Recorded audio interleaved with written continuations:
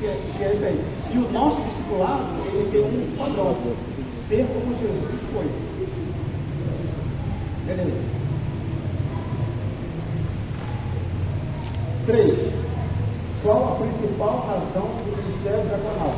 Essa é uma pergunta, quer dizer, uma pergunta redundante, porque ela está na primeira pergunta. Servir. O ministério. Servir. E servir com excelência. É isso aí. Eu botei assim: o serviço é a principal razão desse ministério, pois sem o serviço, a diaconia não tem sentido de existir. Coloquei assim: organizar e dar condições para o trabalho ser executado. Não? Mais ou menos, né? Essa resposta aí, ela tem a ver com a outra apostila que fala sobre organização. Então, a principal razão do ministério diaconal é o serviço. Quer dizer, sem o serviço, não existe razão de sentido do ministério diaconal.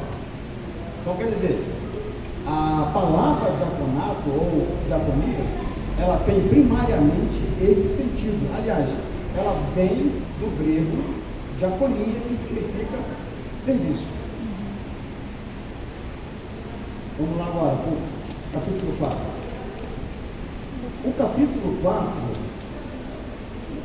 para esse tema, o capítulo 4, qualificações para o diaconato ou para ser diácono, há 2 textos que são clássicos, que são básicos, que servem de referência para esse tema. O primeiro é Atos 6. Atos 6, 3. E o segundo é 1 Timóteo, capítulo 3, do verso 8 ao 13. O capítulo 6 de Atos, verso 3, diz assim: mas, irmãos, escolhei dentre vós 7 homens de boa reputação, cheios do Espírito e de sabedoria, aos quais encarregaremos deste serviço ou diaconia. A palavra que dá origem aqui ao termo serviço é diaconia. 1 Timóteo 3, do 8 ao 13.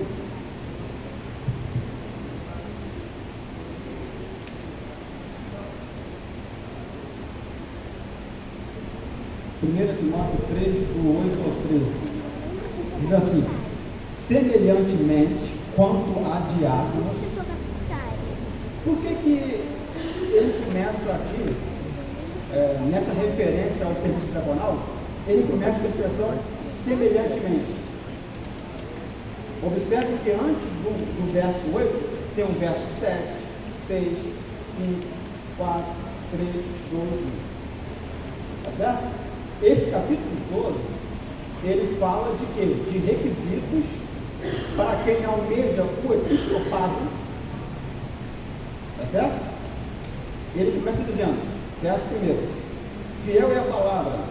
Se alguém aspira ao episcopado, excelente obra almeja. Episcopado, verso 1. 1 Timóteo 3, do 8 ao 13. Mas eu estou fazendo aqui uma análise contextual. Então, observe que o apóstolo Timóteo 3:1, isso. Observe que o apóstolo Paulo, ele começa a escrever uma série de exigências para quem almeja ser bispo, ou presbítero, ou pastor. Bispo, pastor, presbítero são a mesma coisa. Quando eu mando essa palavra Episcopado. Episcopado? Episcopado. Então, olha só, não há diferença entre bispo, presbítero e pastor. É a mesma coisa. A gente que hoje classifica numa graduação, né? Primeiro o presbítero, depois o pastor, depois o bispo. Mas esses termos, eles são aplicados à mesma função. Então aqui, o apóstolo São Paulo, antes de falar dos requisitos para alguém ser diácono, ele fala de requisitos para o pastorado. E aí, no verso 8, ele diz, semelhantemente, ou seja, não há muita diferença dos requisitos para o pastorado, dos requisitos para quem quer ser diácono. E o principal foco aqui é a questão moral. Esse padrão aqui, esses requisitos, eles fazem parte de uma lista que diz respeito à integridade moral. Isto é, Só te cortando quanto informações do pastor que ela falou pra gente? O pastor é mais profundidade. chega mais perto que eu não estou te ouvindo.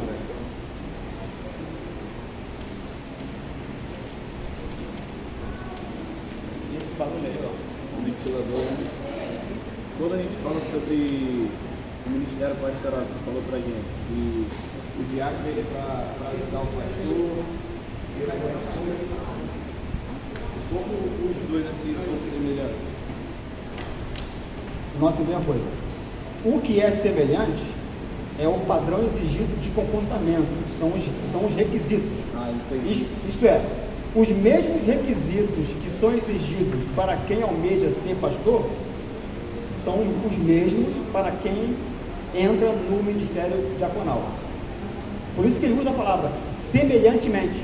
Quer dizer, não é idêntico, existe uma similaridade, certo? E o principal foco aqui é a questão moral. Por quê? Qual é mais importante? Boa comunicação, conhecimento, poder de oratória, integridade moral, dons espirituais. Qual é o mais relevante? O mais relevante não é que alguém seja carismático, não é que alguém tenha dons espirituais.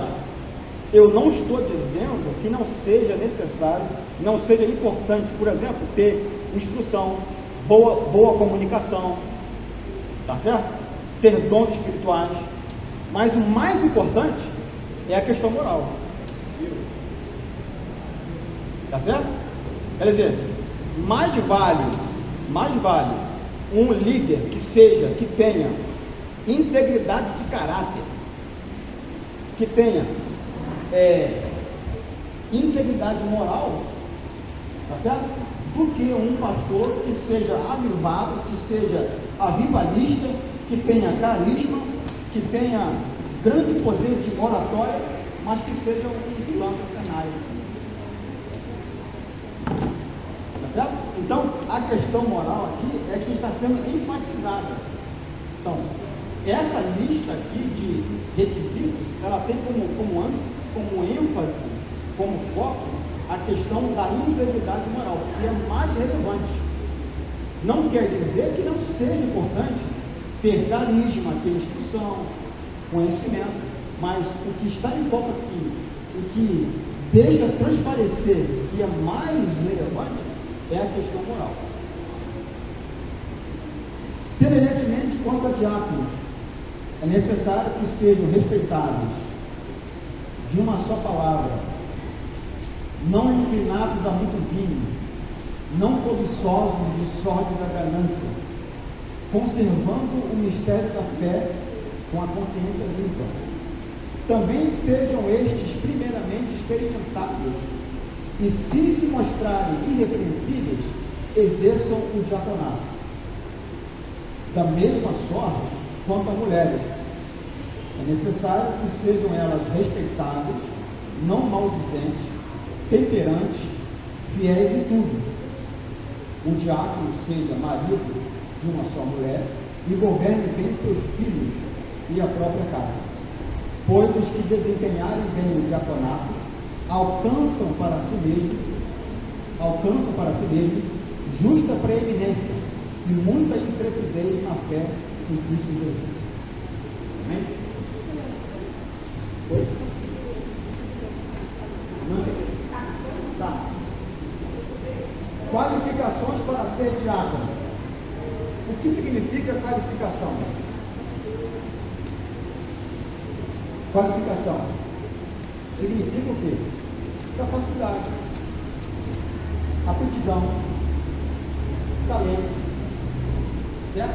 A habilidade, que pode ser natural ou adquirida.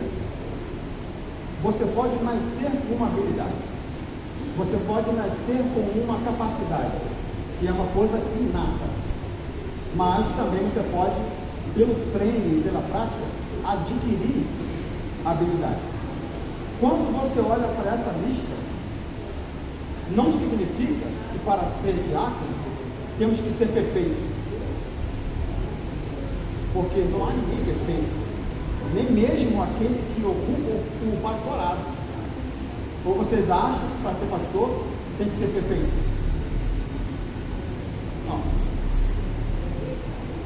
Nenhum de nós vai aqui nesta terra, dentro dessa carne, alcançar aqui a perfeição.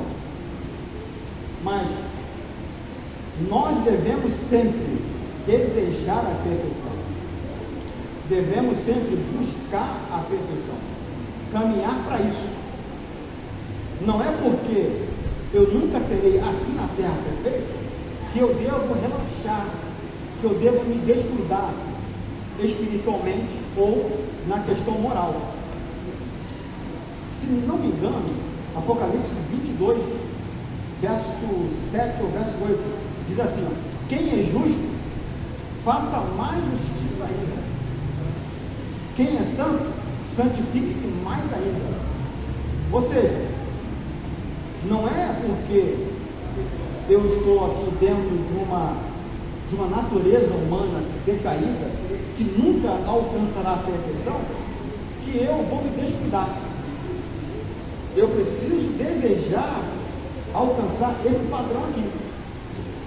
Esse padrão aqui, que Paulo aqui escreve, tá certo? Beira a perfeição. Quando você olha para esse texto, o que é que você pode pensar? Quem é que pode alcançar isso? Quem é que pode alcançar essa perfeição? Mas o que nós temos que ter em mente é que nós precisamos ter corações tratáveis, corações ensináveis, maleáveis. Amém? Temos que desenvolver a humildade. Precisamos, por exemplo, usar esse texto de Atos 6 e 1 Timóteo 3 como bússola, como algo a ser alcançado, tá certo?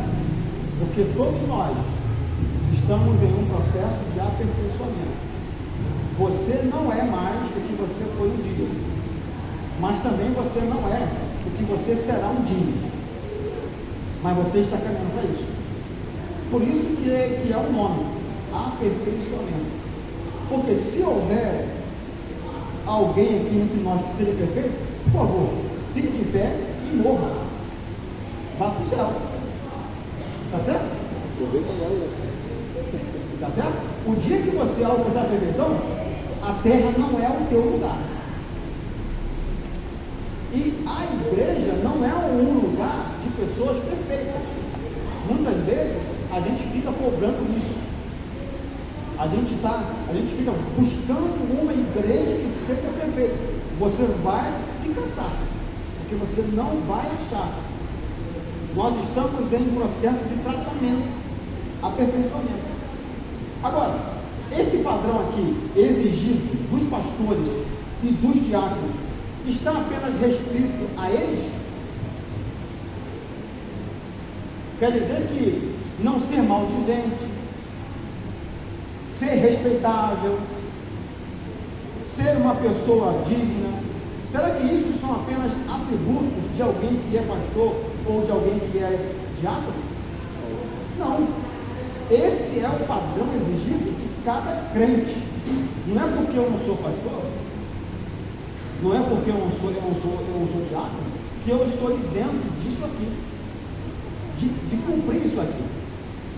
Agora, aqueles que exercem o pastorado, aqueles que exercem a função diaconal, são mais exigidos. Por quê? Porque nós passamos a ser referenciais. Certo?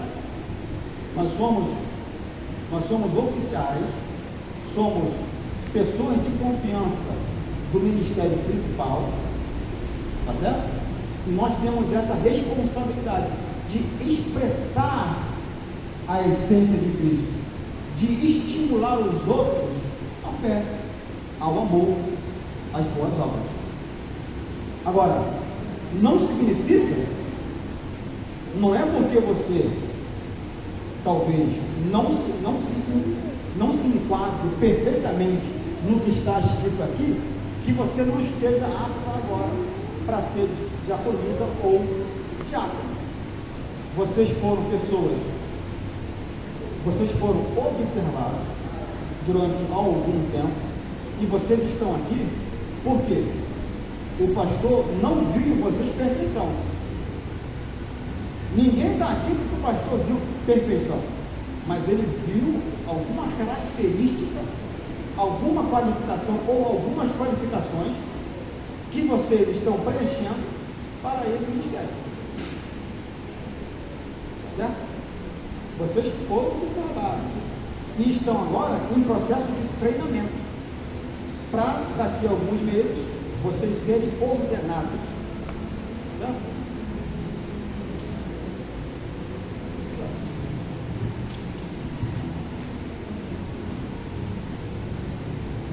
As qualificações diaconais são os requisitos necessários para que alguém exerça esse ministério. Quando se fala de qualificações, não é com a intenção de reprovar aqueles que têm o desejo de estar nessa função. Pelo contrário, o intuito é de encorajar ao crescimento, para ter um nível de vida mais profundo no Senhor. Ou seja, essa lista aqui, que beira a perfeição, não é para reprovar vocês, não é para desanimar vocês, mas é com o principal intuito de encorajar vocês ao crescimento. Quando descrevemos as qualificações, não é para estabelecer um padrão alto, a ponto de não permitir que as pessoas façam parte do ministério diaconal. A intenção é de fazer um convite. Venha se preparar para ser um diácono ou diaconisa. Venha deixar o treinamento de Deus vir sobre sua vida e lhe mudar. O ministério diaconal é também um lugar de treinamento, de adestramento, de ensino e preparação ministerial. Para entrar no ministério diaconal, você precisa ser observado por um tempo. Isso foi o que aconteceu. Vocês foram durante algum tempo observados, e o pastor viu em vocês atribuições para ser aprovado, e só então partir para o treinamento. Isto é, vocês estão em treinamento. Você deve ser observado para ver se há algo em sua vida que precisa ser mudado, tratado. Está disposto a crescer em Deus. Isto é,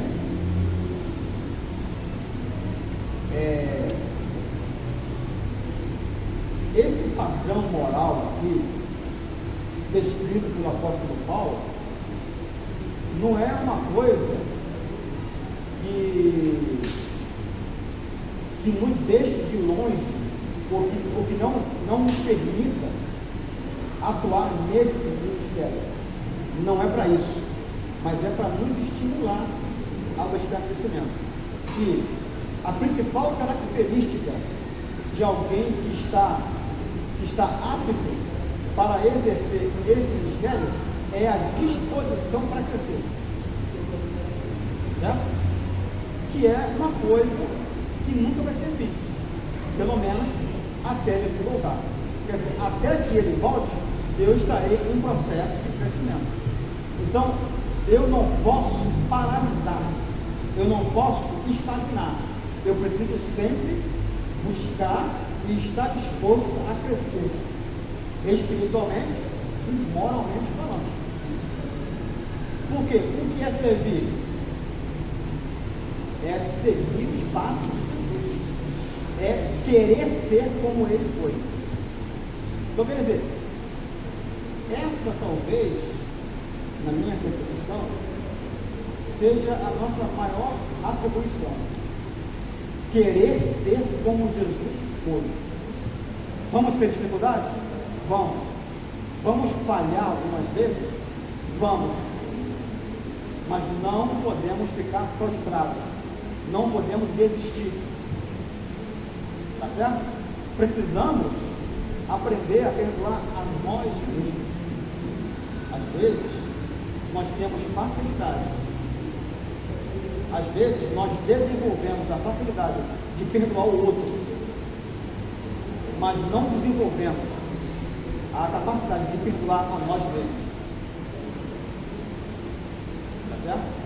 Então, nós precisamos aprender a perdoar a nós mesmos, porque senão você para, senão você desiste. Por quê? Você, diante de uma lista dessa, você se sente indigno, incapacitado. Mas o que é que nós temos que buscar? O desejo constante de ser como Jesus foi. Ore por isso, deseje isso, busque isso.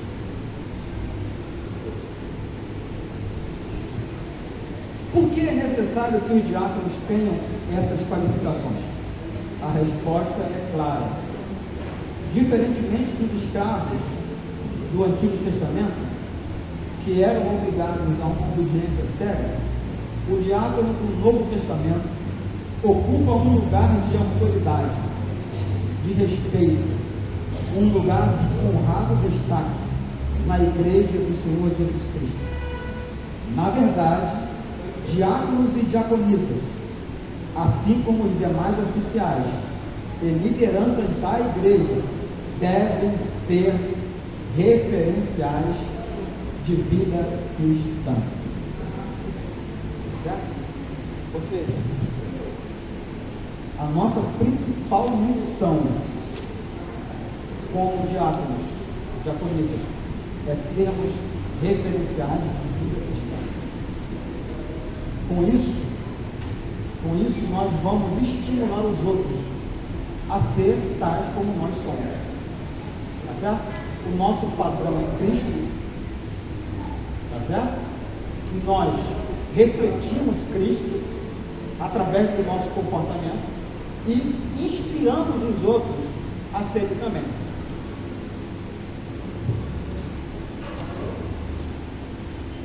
Então aqui, ó, eu já quero destacar aqui algumas ideias aqui.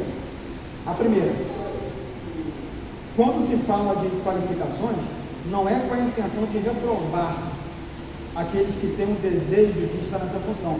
Pelo contrário, o intuito é encorajar o crescimento. Isto é, que essa lista leve vocês a serem estimulados a buscarem crescimento. A segunda frase é: estar disposto a crescer em Deus. O dia que o crente, o dia que alguém pensa que já atingiu o ponto máximo, ele começa a cair. O dia que ele acha que ele sabe tudo, que ele já alcançou tudo, que não há mais nada para alguém ensinar ele começa a cair. Porque até que o Senhor volte, nós teremos dificuldades, nós teremos guerras, lutas contra essa carne, que nos impede sempre ao eu, certo? E nós temos que estar sempre em vigilância, e estar sempre alimentando esse desejo de crescer em Cristo.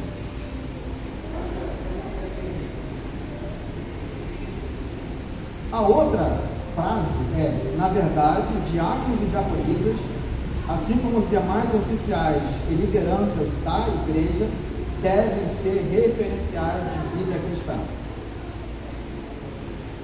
As qualificações devem ser para a ordenação efetiva, ou seja, enquanto o candidato ao diaconato está sendo observado, ele está sendo treinado pelos líderes do ministério diaconal para desempenhar bem seu chamado. As qualificações relacionadas são de acordo com a realidade do nosso ministério, ao qual você pertence, e se baseia nos textos bíblicos de Atos 6:3, 1 Timóteo 3, de 8 a 13, e outras passagens bíblicas que falam do bom testemunho cristão, sem desprezar ou deixar de considerar algumas orientações advindas da experiência dos ministérios diaconais já existentes em outras igrejas. Ponto 1. Aliás, só tem um ponto. Qualificações para ser um diácono ou diaconisa. Primeiro, ter testemunho de vida.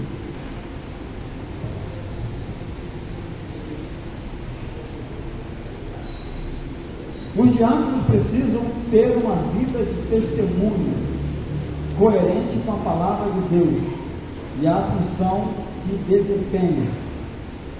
Isso fala de ter uma boa reputação, ou seja, alguém que se submete ao julgamento público todos os dias, ser fiel dizimista e ofertante, ter compromisso com a igreja local, participar das programações, saber lidar com as crianças, ser tolerante, não complacente com os jovens e adolescentes, tratar os mais velhos com paciência e respeito. Então, a primeira qualificação aqui é ter testemunho de vida ou boa reputação. O que significa uma pessoa de boa reputação?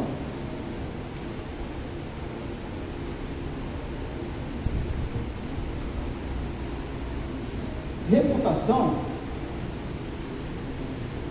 traz-nos a ideia do que as pessoas dizem a nosso respeito. Tá certo? Pessoas de boa reputação são pessoas das quais se fala muito bem. Correto? São pessoas estimadas. Estimadas por quê? Pelo seu bom comportamento. São pessoas confiáveis. Aqui tem uma expressão que diz o seguinte: ser tolerante, não complacente. Ser tolerante, tolerância, significa suportar o outro. Tá certo? Suportar o outro. Ou não entrar em conflito com aquilo ou com quem você não pode mudar. Então, quando você tolera alguém, você suporta essa pessoa, você não entra em conflito com alguma coisa ou com alguém que você não pode mudar. Nós, por exemplo, nós não podemos mudar as pessoas. Certo? Então você age, suporta, você age, tolera. Isso não significa ser complacente. Isto é, não é porque eu sou tolerante, não é porque eu tenho que suportar o meu irmão que eu tenho que ser conivente com os erros dele. É diferente. Eu posso ser tolerante e não ser conivente. Tá certo? Eu não tenho o poder, ou eu não tenho a capacidade de mudar o meu irmão, mas eu de maneira nenhuma posso concordar com os erros dele. Então quer dizer, eu preciso ser tolerante com os jovens, não complacente, tratar os mais velhos com paciência e respeito.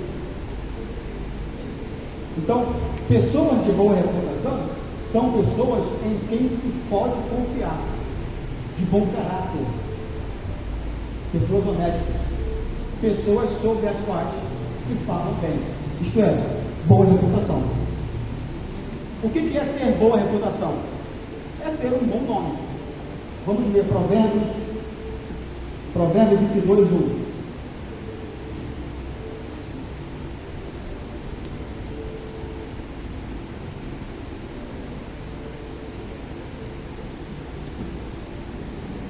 Diz assim: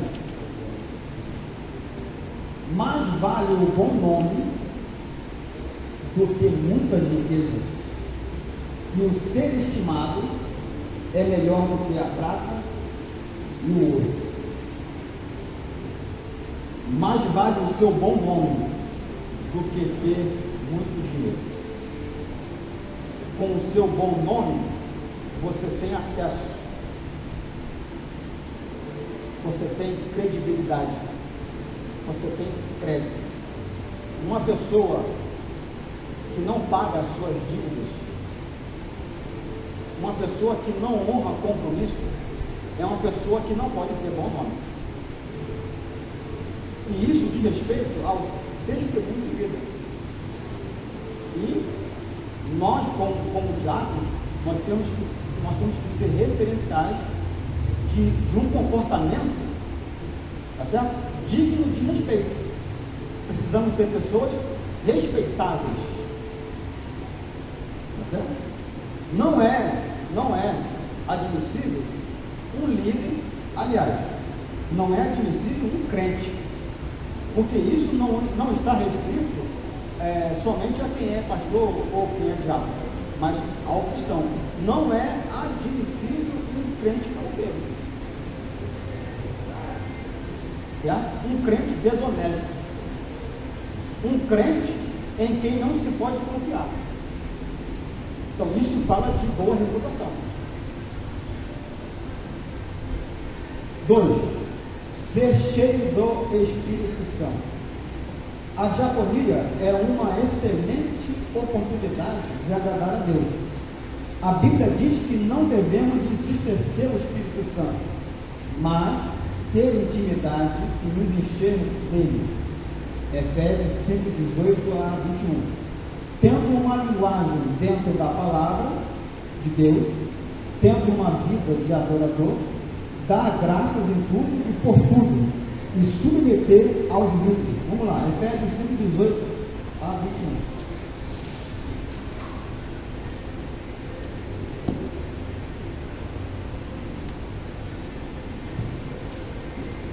Eu vou ter que correr um pouco, porque já são 5h50. Nós começamos que hora? 5h20 ou 5h15? Então eu posso ir até umas 6h30? Posso? Vamos lá. Efésios 5, 18 a 21. E não vos embriagueis com o vinho, no qual há dissolução ou contenda, mas enchei-vos do Espírito, falando entre vós com salmos, entoando e louvando de coração ao Senhor, com hinos e cânticos espirituais, dando sempre graças por tudo a nosso Deus e Pai, em nome de nosso Senhor Jesus Cristo, sujeitando-vos uns aos outros no temor de Cristo. Isto é, essa é uma atribuição que é exigida não só do pastor, não só do presbítero, não só do bispo, não só do diácono, mas de todo crente. Não vos embriagueis com o vinho. Observe que há uma contraposição de alguém que se embriaga com o vinho, daquele que se embriaga ou que se enche do Espírito Santo. Observe que o texto diz: não vos embriagueis com o vinho em que há contenda, mas enchei-vos do Espírito Santo. Isto é, não é Deus que te enche, é você que se enche. Observou aí? Enchei vós. Isto é, cabe a você se encher do Espírito Santo. E como é que eu faço isso? Verso 19: falando entre vós com salmos, entoando e louvando de coração ao Senhor, com hinos e cânticos espirituais, ou seja, buscando a Deus, adorando a Deus. Verso 20: dando sempre graças por tudo a nosso Deus e Pai, sendo grato. Dando sempre graças por tudo a nosso Deus e Pai, em nome de nosso Senhor Jesus Cristo, sujeitando-vos uns aos outros no temor de Cristo. Isto é, sendo submissos aos líderes ou uns aos outros. Se não me engano, em Filipenses 2, acho que 3 e 4, Paulo fala assim: considere os outros superiores a você mesmo. Não significa que você deva se achar um zero à esquerda. Por quê? À luz da Bíblia, não há ninguém que seja inferior ou superior a ninguém. Não é porque alguém é diácono, não é porque alguém é apóstolo ou porque é pastor, que sejam superiores aos outros. O que se fala aqui é de autoridade, lugar de autoridade. Não é porque você ocupa um lugar de autoridade, sendo apóstolo, pastor ou diácono, que você se torna superior a alguém. A autoridade é funcional, certo? Não torna ninguém superior a ninguém. A autoridade é uma função. Qual é a função da autoridade? Promover a vontade de Deus, estabelecer justiça, estabelecer a ordem, a paz, servir ao outro. A autoridade é isso. A autoridade é para você servir ao outro. Então, não há ninguém superior ou inferior, porque a autoridade não é uma questão pessoal, mas é uma questão de função, é funcional. É algo que Deus te deu, é algo delegado para você servir ao propósito de Deus. Amém? Então, sede sujeitos uns aos outros, isto é, desenvolva a humildade. Existe uma grande diferença entre você ser humilhado e você se humilhar. Certo? A expressão se humilhar significa se colocar debaixo da autoridade, reconhecer a autoridade, não se ensoberbecer, não se exaltar sobre ninguém, mas você se colocar debaixo. Bem? Então, ser cheio do Espírito Santo é uma tarefa nossa. Cabe ao crente, não somente ao pastor, não somente ao diácono, ser cheio do Espírito Santo. E como é que eu faço isso? Devocional, comunhão com Deus, adoração a Deus, certo? Leitura da palavra. Eu me encho do Espírito meditando na palavra, porque a palavra é Espírito. O Senhor disse: as palavras que eu vos digo são Espírito e vida. Então, como é que eu me encho do Espírito Santo? Me encho do Espírito Santo com a palavra. 3. Ter sabedoria de Deus. O temor ao Senhor é o princípio para se ter sabedoria. Provérbios 1:7.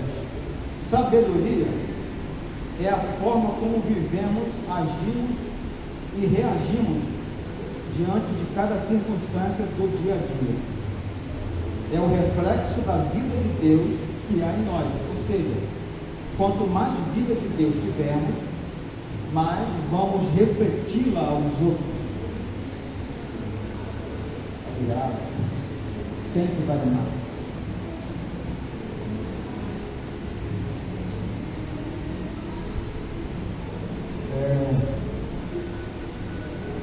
Me perdi aqui.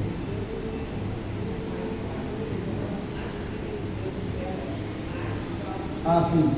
Quanto mais vida de Deus tivermos, mais vamos refletir aos outros, mais as pessoas vão olhar para nós e ver Cristo. Sabedoria é ter bom senso, diante de cada decisão a ser tomada. É a experiência que advém de uma vida de intimidade e comunhão com Deus. Então aqui eu já posso definir, eu já posso conceituar sabedoria. O que é sabedoria? Observem que sabedoria é diferente de ter conhecimento.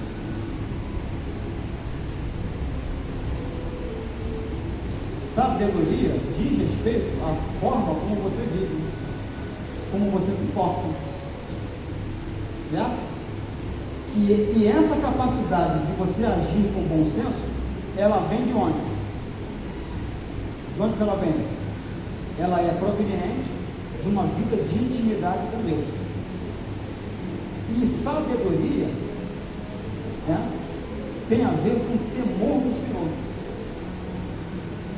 O princípio da sabedoria é o temor. Isto é, quanto mais você cresce em Deus, mais você se desvia do mal. Tá certo?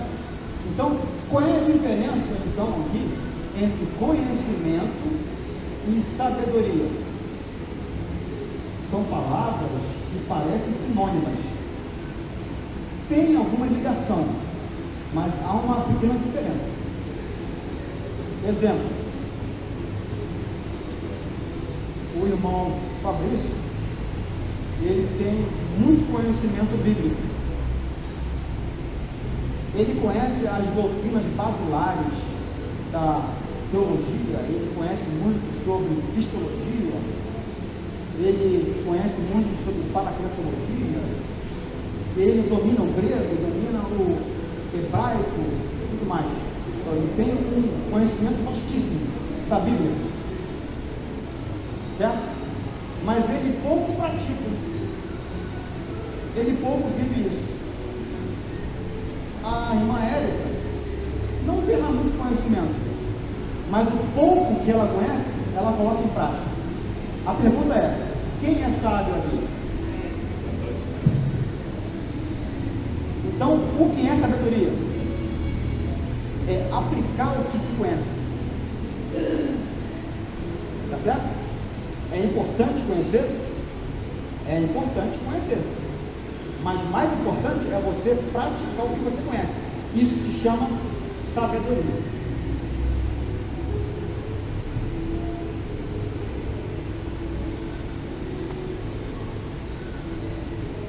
É a capacidade de agir como servo de Deus num mundo corrompido e corruptível. Sabedoria é saber encontrar a saída ou solução em Deus quando parece que não há saída ou não tem solução. A pergunta agora: como se adquire a sabedoria de Deus? Primeiro, lendo a Bíblia diariamente, certo?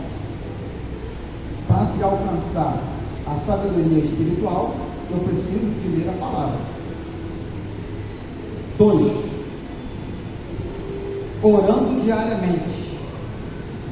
Então, são duas coisas que são basilares: meditação na palavra e oração.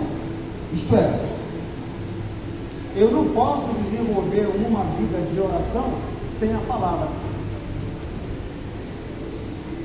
Se eu oro, se eu busco desenvolver uma vida de oração sem a palavra, o que é que eu vou ter? Um desencontro de coisas. Eu vou ter uma vida fanática. Eu não vou ter base para aquilo que eu acredito. Eu vou ter uma vida de superstições. Então eu preciso ter um conhecimento da palavra para direcionar a minha vida prática. Então a minha vida prática, no que tange a orações, serviço, jejuns, comportamentos, devem ter como fundamento a palavra de Deus. Então eu preciso ler a palavra, meditar nela e desenvolver em cima disso uma vida de oração.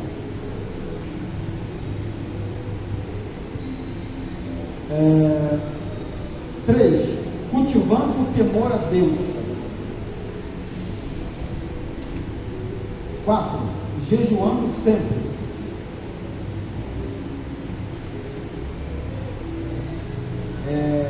5. Observando todas as coisas. 6. Ouvindo de tudo e retendo o que é bom. E 7. Ser respeitável. A melhor maneira de conquistar respeito é respeitando os que estão à sua volta. Outra é conquistar respeito cumprindo suas obrigações. Isto é, como é que eu me torno alguém respeitável? É quando eu cumpro os meus deveres. Eu me torno alguém confiável, alguém estimado, alguém em quem se pode crer.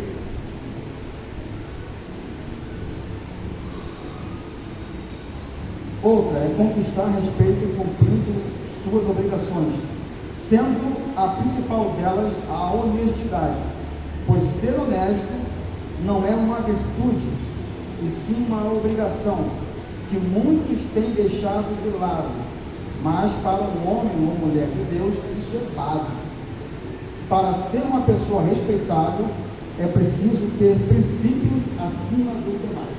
Então, essa questão de ser honesto não é algo extraordinário.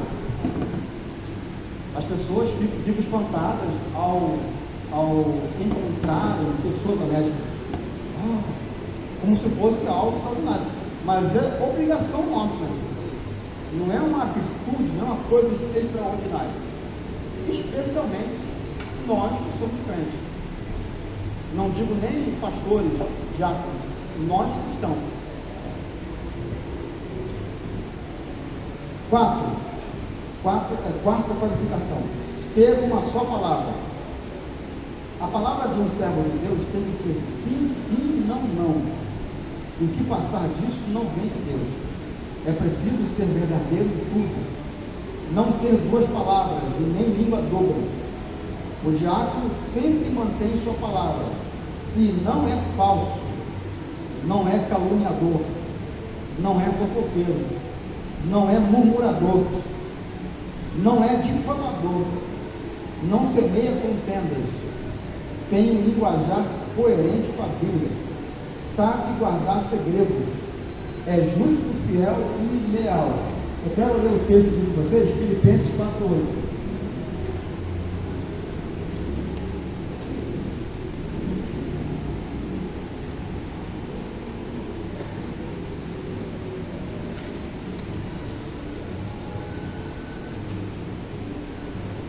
Filipenses 4:8 diz assim: finalmente, irmãos, tudo que é verdadeiro, tudo que é respeitável, tudo que é justo, tudo que é puro, tudo que é amável, tudo o que é de boa fama, se alguma virtude há, se algum louvor existe, seja isso o que ocupe o vosso pensamento. O que é que deve ocupar a nossa mente? Observe que o que ocupa a nossa mente é o que nós pensamos. E o que nós pensamos vai definir como nós falamos. O que nós pensamos vai acabar por determinar nossas ações. Tá certo? Então, eu preciso estabelecer Filipenses 4:8 para mim como um filtro. Eu preciso filtrar aquilo que eu penso, para que eu não tenha uma linguagem dúbia. Tá certo? Será que aquilo que eu penso sobre o fulano de tal, será que aquilo que eu penso e quero falar sobre o pastor é verdadeiro? Às vezes é verdadeiro, mas não é justo, não é honesto, não é puro, não é de boa fama. Será que aquilo que eu penso dele ou de alguém, e se eu disser, vai construir? vai promover o reino de Deus? Então, é esse filtro que eu tenho que usar sempre no que eu penso. Quanto a mais, irmão, tudo que é verdadeiro, tudo que é justo, tudo que é amável, respeitável, se há nisso algum louvor, se há nisso alguma virtude, seja isso que ocupe o vosso pensamento. Porque toda fofoca, toda murmuração, toda difamação, toda calúnia começa no pensamento. Certo? Começa aqui. E o que vai definir a maneira como eu ajo, a maneira como eu reajo, a maneira como eu falo, é o que eu penso. Então, eu preciso desenvolver pensamentos de acordo com a palavra de Deus. Não vos conformeis com este mundo, mas transformai-vos pela renovação da vossa mente. Então, eu preciso ajustar o que eu penso, a minha mente, à palavra de Deus. Certo? E aí, eu não vou difamar, caluniar, levantar fofoca. Porque todo diácono, ele é, por essência, um bombeiro. Ele é um apagador de incêndios. Ele não joga lenha, ele não joga gasolina, ele apaga o fogo. Então, essa é a nossa função. Desfazer motins. Sabe o que é motim? Sabe o que é motim? Motim é um princípio de rebelião. Aí você chega lá e espalha, desfaz, apaga. Amém? E temos que ser verdadeiros. Temos que ter só uma palavra, uma só palavra. Amém? E aí sim, nós estaremos impedindo certas rebeliões e sendo referenciais de comportamento. Então, as pessoas precisam ver em nós isso, o caráter de Cristo. Por quê? Se eu me junto para fazer fofoca, para semear contenda, que referencial eu sou? Amém? Quinto, liberto de vícios. O que não é conveniente não deve ser prática na vida de um diácono, porque ele representa a liderança da igreja, é um oficial da igreja. Ser liberto, olha só, grave bem isso aqui. Ser liberto é não dar ocasião à carne. Basicamente, ser liberto de vícios é não dar vazão à carne. A gente tem esse problema sempre, tá certo? Não há ninguém aqui entre nós que possa dizer, não, a minha carne alcançou um nível tal de perfeição que eu não tenho mais vontade para pecar. Mentira. Tá certo? Essa vontade, ela é inata. Ela está aqui dentro. E esse é o nosso grande conflito. O nosso maior conflito não é externo, é interno. Agora, não é porque eu eventualmente dei lugar à carne que está tudo perdido. O meu grande erro na minha juventude foi pensar assim. Eu fiquei afastado quase 15 anos por isso. Eu não tinha conhecimento. Eu não sabia o que eu conheço hoje. E aí, qual foi o meu pensamento digno? Me afastar. Eu não sou digno. Eu não posso estar no meio deles. Ó, a minha ideia. Ó, coisa tremenda, diabólica, né? Eu não posso estar no meio deles, porque eu estou sempre errando. Eu estou sempre falhando. Isso, para o crente, é desesperador. Certo? Por quê? Se você sente isso, isso é um bom sinal. Porque o dia que você pecar e não sentir dor, você está quase perdido. Se não estiver perdido. Mas se você erra e sente agonia, e sente desespero, e sente essa coisa que eu sentia e sinto até hoje, e quero sentir sempre. Sempre que eu pecar, sempre que eu errar, eu quero me sentir assim, desse jeito. Entendeu? Porque o dia que eu não me sentir assim, eu já estou com a minha mente cauterizada. Tá certo? Mas não é porque você falhou que acabou tudo. 1 João 1,9. Se confessarmos os nossos pecados, Ele é fiel e justo para nos perdoar os pecados e nos purificar de toda injustiça.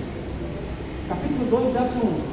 Filhinhos, estas coisas eu vos escrevo para que não pequeis. Qual é a nossa proposta? Não pecar. Não viver pecando. Tá certo? Não pecar e continuar. Filhinhos, estas coisas vos escrevo para que não pequeis. Se pecar. Ou seja, tem que ser algo ocasional, acidental. Se pecar, temos um advogado junto de nosso Pai, Jesus Cristo, o justo. Então, na hora que você peca, existe alguém que está à destra de Deus, que intercede por você, e não tem diabo nenhum que possa te derrubar, a menos que você queira. A única pessoa que derruba você é você mesmo. Por quê? A vida cristã é um constante subir e descer. Você sobe 5 degraus e desce 2. Levanta, sobe mais 4 e cai 3. É assim. Agora, eu não posso deixar que essas coisas cauterizem a minha mente. Eu acho que essa vai ser a próxima qualificação. Manter uma consciência pura. Ou seja, a minha consciência tem que se manter pura. Isto é, pequei, reconheça, confesse, se arrependa, certo? Busque de Deus graça para não pecar mais. Amém?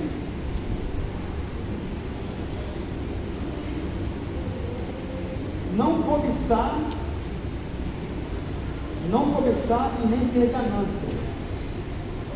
A cobiça é um sintoma da inveja. A inveja é pecado porque é sinônimo de não se alegrar com a alegria dos outros. Querer o que os outros têm e achar que Deus é injusto com você. 6. A cobiça por causa do descontentamento. A avareza é espírito de miséria. Um diácono ou diaconisa precisa ser alguém liberto desses pecados. A ganância é a insatisfação total, não se contentar com o que tem e sempre querer mais. É o egoísmo sem controle, o eu que não se satisfaz com nada. Vamos ler aqui o texto? Eu separei aqui.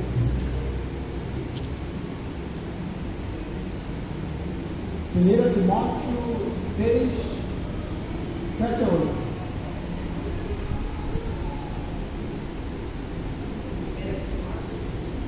1 Timóteo 6, 7 a 8.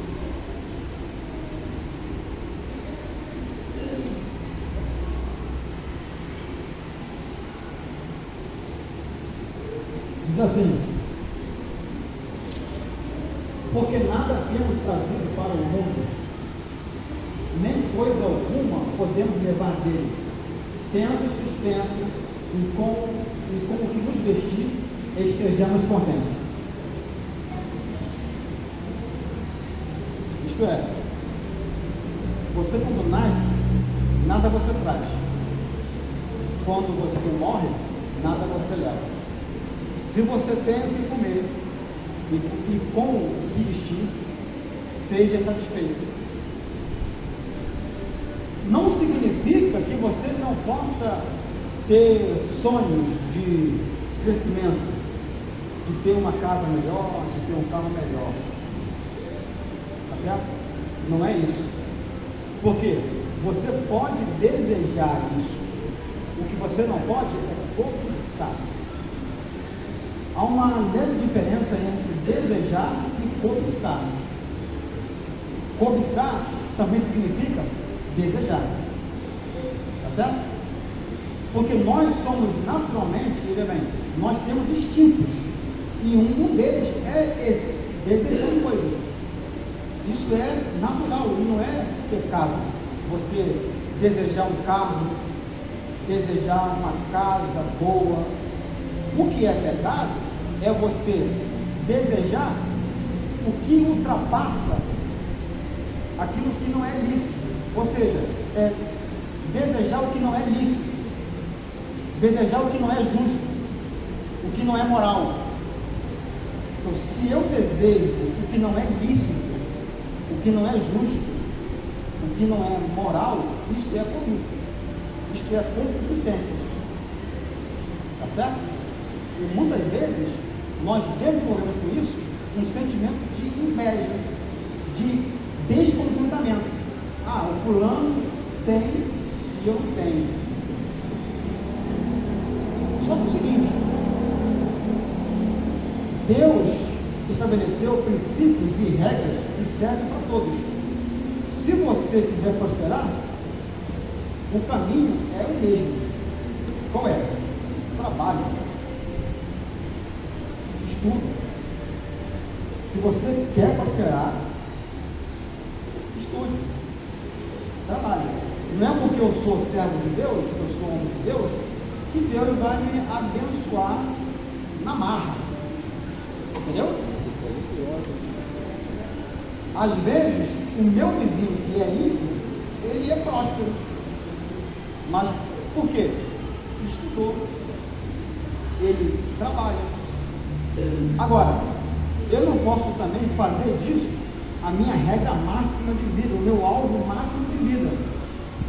Entende? Colocar todo o meu coração nisso.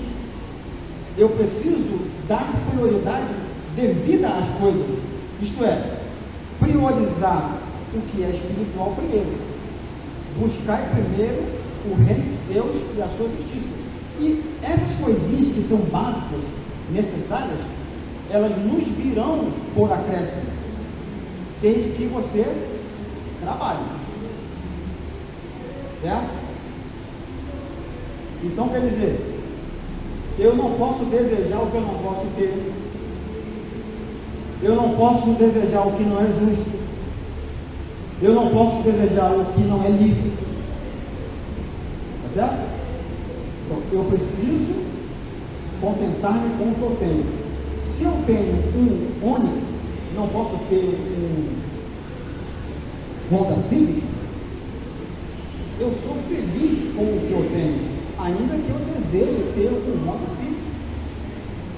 Certo? Mas eu sou grato a Deus, eu sou contente por aquilo que eu tenho. Tá certo? Isso é o que esse verso quer dizer. Contentai-vos com o que tendes. E não está proibido o crescimento financeiro, desde que você não coloque isso no lugar das coisas espirituais.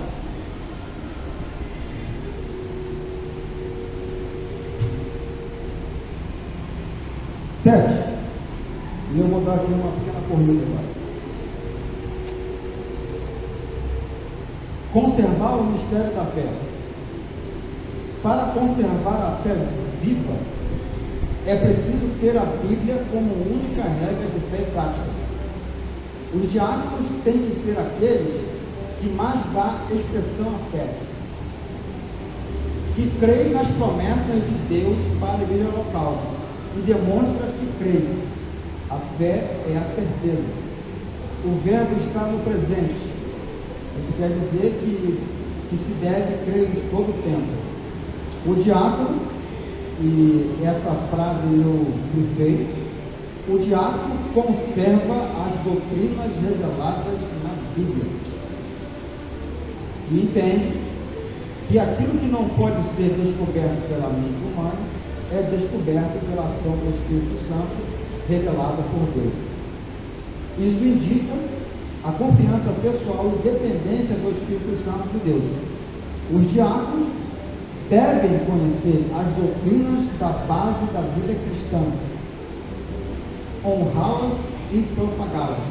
Eles são também os guardiões das doutrinas da igreja local e suas práticas. Isto é, eu preciso ter o conhecimento, e isso é básico, das doutrinas bíblicas e defendê-las. Tá certo? Existe na Bíblia um conhecimento que é acessível a todos. Independe de conhecimento, de ter facilidade intelectual, nada disso. A Bíblia, ela tem um conhecimento que é acessível a todas as pessoas, sejam elas doutores ou analfabetos. Um conhecimento para ter comunhão com Deus, para ser salvo, é acessível a todos. Então, o diácono precisa ter esse conhecimento básico. Primeiro, para colocá-lo em prática no seu viver diário e para fazer defesa dele. Agora, é bom que se desenvolva, né, esse crescimento, que se busque mais conhecimento bíblico. Amém? A palavra-chave aqui é essa: o diácono conserva as doutrinas reveladas na Bíblia. Oitavo, mantenha a consciência pura. Um bom diácono é aquele que não tem pendências em sua vida. A sua consciência está limpa. O inimigo não tem do que acusá-lo, porque seus pecados, porque seus pecados estão arrependidos e confessados. Sua vida é conhecida. Ele tem alguém que acompanha a sua vida, e com este discipulador ou discipuladora há uma prática de transparência. Consciência pura fala de pensamentos e uma mente santa, ocupada pela palavra de Deus, que trabalha com os planos de Deus, livre da pornografia e perversão. Pensamentos assim são feitos cativos a Jesus Cristo e se tornam muros de segurança contra as tentações do inimigo, que atacam a nossa mente todo instante. A consciência purificada e sem culpa é aquela que tem a revelação de que todos os argumentos do diabo estão cancelados contra ela. Não aceita nenhum tipo de acusação do inimigo, porque sabe quem é em Cristo Jesus. A consciência é o ouvido espiritual para discernir a vontade e o padrão de vida que Deus deseja que vivamos. A santidade é resultado de uma consciência pura, sadia, e que gera uma vida transformada ou em transformação constante. Todos os diáconos devem saber que a santidade é o que nos leva a ver Deus. Santidade é ter uma vida pronta para se arrepender, confessar e abandonar todo o pecado diante de Cristo diariamente. Ser santo é viver todos os dias diante do altar, clamando a misericórdia daquele que intercede por nós diante de Deus. Isto é, de que modo eu mantenho a minha consciência pura? Se eu tenho uma consciência pura, e esse deve ser o meu maior desejo, porque um dia que eu perder a minha consciência, um dia que ela deixar de ser pura, eu vou ser presa fácil. Eu vou pecar e não vou sentir dor. É aquele exemplo do sapo que é colocado numa bacia de água quente. Você joga ele lá e ele pula, ele salta fora.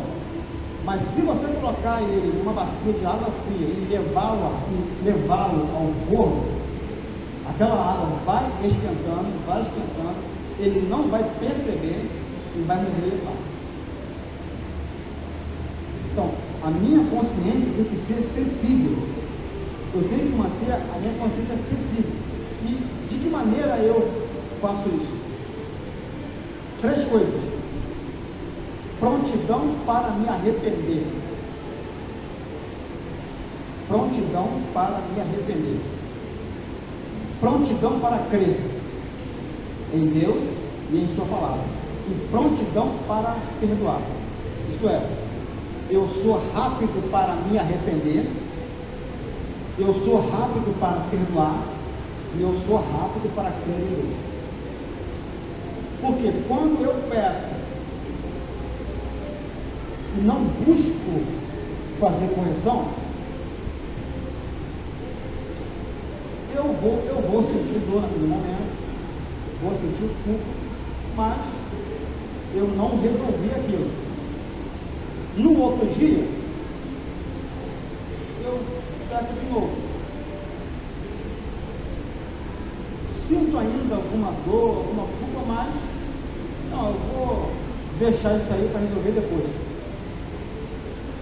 Vai chegar um momento que eu posso cometer esse pecado e não sentir mais dor.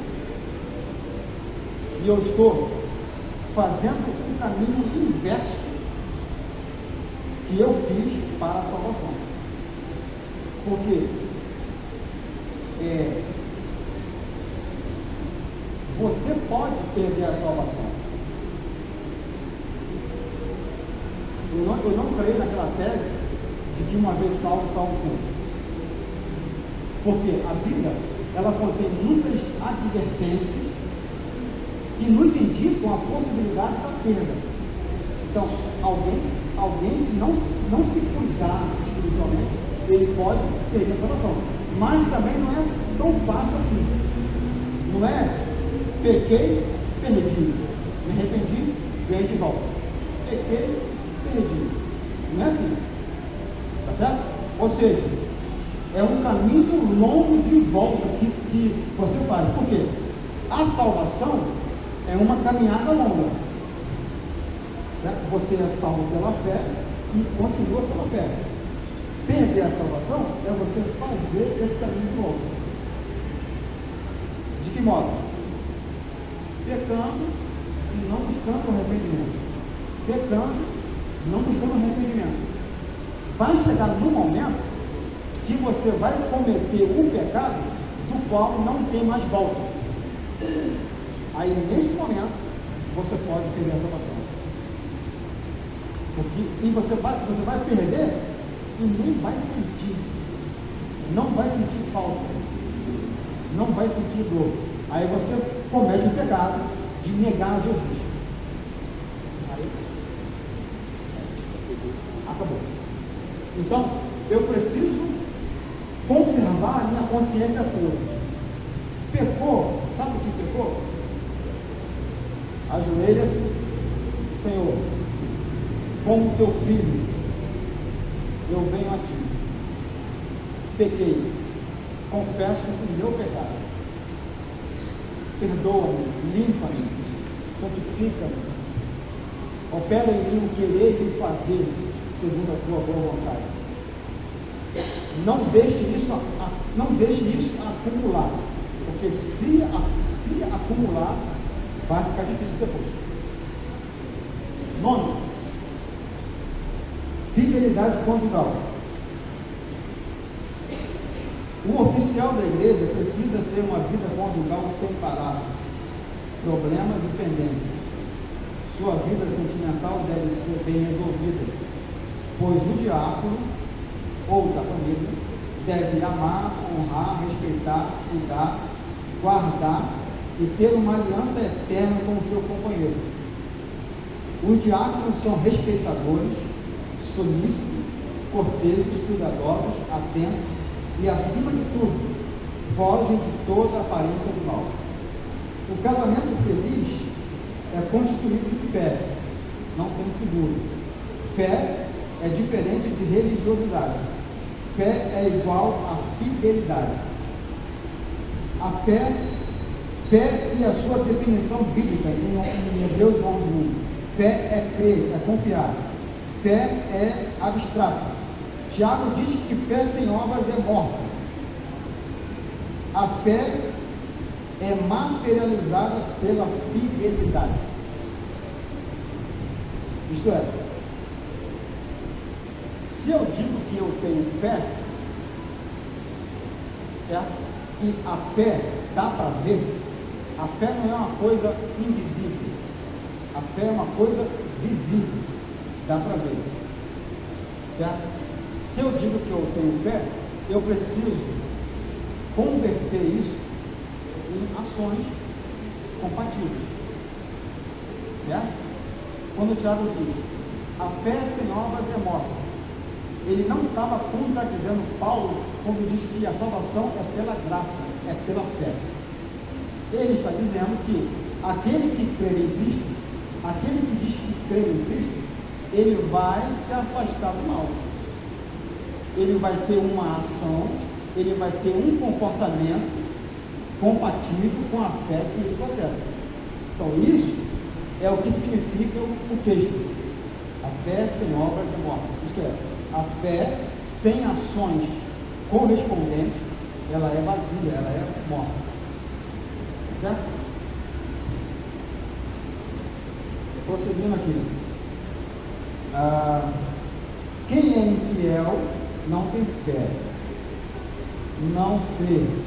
E quem não tem fé é infiel a Deus, aos homens. Eleve o seu nível de fé e seja fiel. A fé vem pelo ouvir a palavra de Cristo, palavra ungida, rema, liquido. A falta de fé é incredulidade. A falta de fé, a incredulidade, é a maneira de desagradar a Deus. A infidelidade não é só adultério na cama, mas no cumprimento dos votos, no cuidado, no trato, nos contratos. O fiel tem obras e Deus procura os fiéis da terra. Os cônjuges, nos empregadores, também. O fiel no pouco, Deus o colocará no muito. Seja fiel até a morte e receberás a coroa da vida. A fidelidade é o desenvolvimento do princípio da obediência. Desobedecer é não crer, é não acreditar, é não ter fé, é ser infiel. É viver no prejuízo. Quem não obedece, assina o óbito. É perda, é prejuízo, a demissão.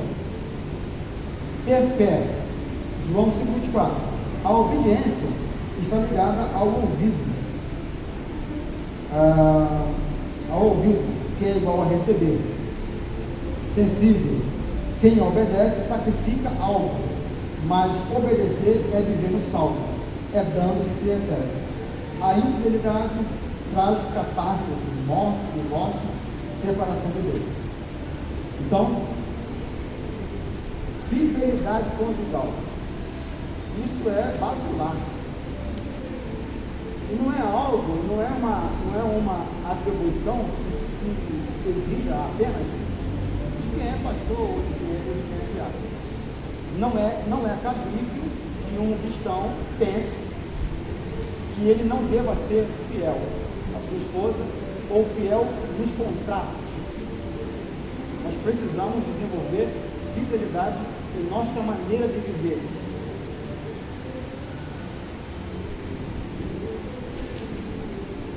Amém?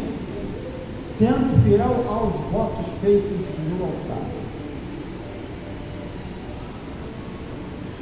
E para terminar, 10.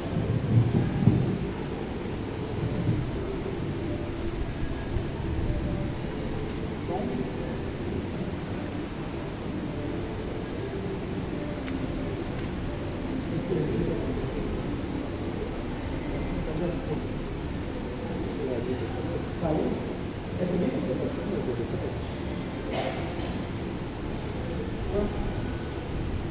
Tá bem.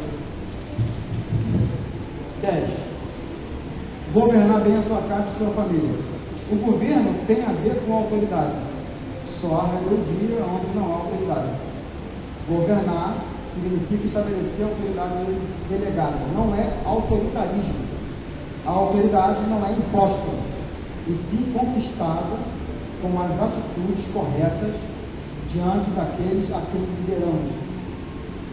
Na família, os pais precisam saber conquistar o respeito e reconhecimento de seus filhos, sendo exemplo de vida, tendo uma vida que demonstra a fé coerente com a prática da Escritura Sagrada. Filhos são gerados naturalmente, mas espiritualmente são formados com ensinos, exemplos, acompanhamento, atenção e suprimento de todas as necessidades, especialmente as emocionais e espirituais. Essas são mais importantes do que naturais.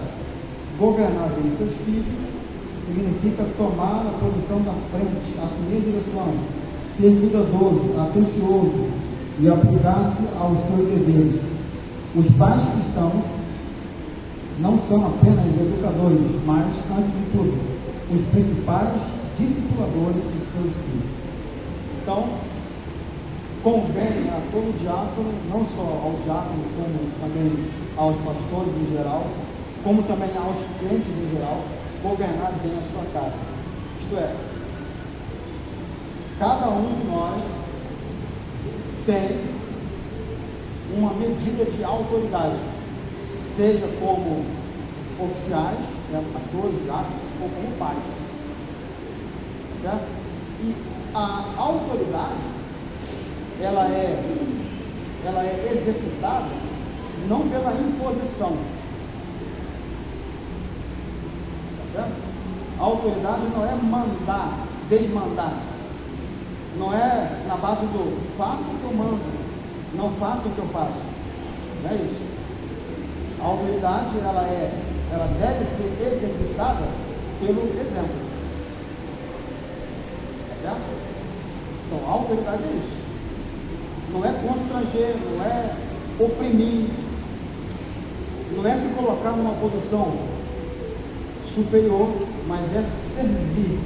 E, principalmente, servir de referência, servir de modelo, certo?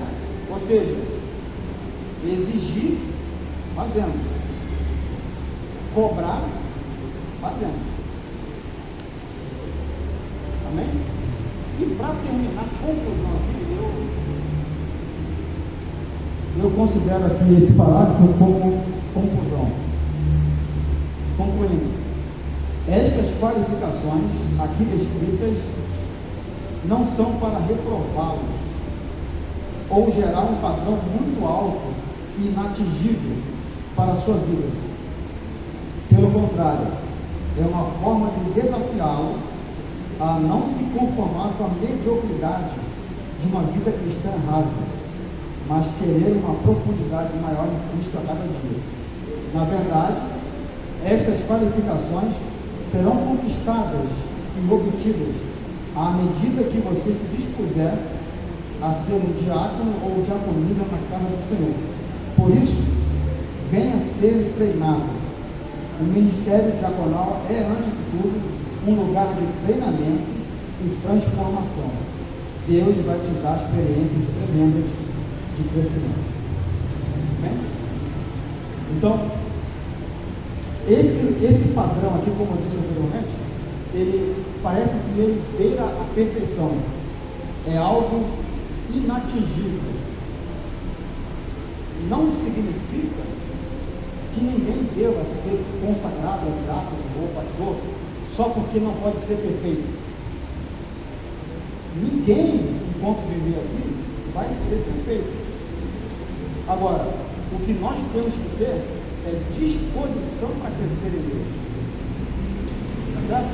É o desejo ardente de querer ser como Jesus. Entendendo, é claro, que não seremos perfeitos, mas estamos buscando a perfeição. Não é porque eu sei que eu não vou ser perfeito que eu devo parar. Eu tenho que buscar a perfeição, dia após dia. Tá certo? E como é que se faz isso? Só existe uma maneira. É pela palavra de Deus. É pela Bíblia que eu vou ter também outras coisas. É pela palavra que eu vou desenvolver a minha vida de comunhão, oração, adoração e, por fim, serviço. Amém? Eu tenho aqui para vocês três perguntas. Abre um espaçozinho para uma pergunta. Hã? Abre um espaço para uma pergunta. Sim, abre. Resistir o inimigo significa não correr risco ou perigo. É isso mesmo? Resistir o inimigo significa Aonde que está isso? não correr Em que risco. 5. Liberta os vícios.